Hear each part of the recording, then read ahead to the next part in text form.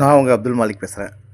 இறைவனுடைய மாபெரும் கிருபையால் பள்ளிப்படை ஆட்ட மக்கள் நற்பணி சங்க உறுப்பினர்களுக்கு ரம்ஜான் போனஸாக இன்று 31 நபர்களுக்கும் ஒரே கலரான சீருடை வழங்கப்பட்டது.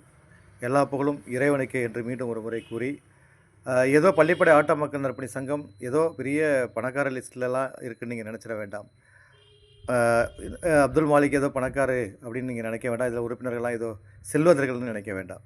நாங்களாம் அன்றாடம் கஷ்டப்படுற ஆட்டோ ஓட்டுநர்கள் தான். ஏன் இன்னும் ஒரு படி மேலே சொல்லணும்னு சொன்னால், வாடகை கொடுக்க கூட திணறுகின்ற ஆட்டோ ஓட்டுநர்கள் தான். அந்த ஆட்டோ ஓட்டுநர்கள் ஏதோ எங்களால் முடிஞ்சது ஒரு சகோதரி ஒரு பொருளாதார உதவி கொடுத்தாங்க. சங்கத்து உறுப்பினர்களுக்கு சேர்த்தே கொடுத்தாங்க. அந்த பொருளாதாரத்தை வைத்துக்கொண்டு மீதி சங்கத்தின் உறுப்பினர்களுடைய திரட்டி இந்த இந்த பொருளாதாரத்தை ஈட்டி இந்த சீருடை இன்றைய அனைவருக்கும் வழங்கப்பட்டிருக்கிறது. இது ஏன் நம்ம சொல்கிறோன்னா பெருமைக்காக சொல்லலை. எல்லா புகழும் இறைவனுக்கு. இந்த பள்ளிப்படை ஆட்ட மக்கள் நற்பணி சங்கம் என்ன செய்ய நினைக்கிது அப்படின்னு சொன்னால், ஒன்றே ஒன்று தாங்க, ஒற்றுமை மட்டும் இதில் பறைசாற்ற நினைக்கிறது. எங்கள் சகோதரத்துவத்தை நிலைநாட்ட இங்கே துடிக்கிறது.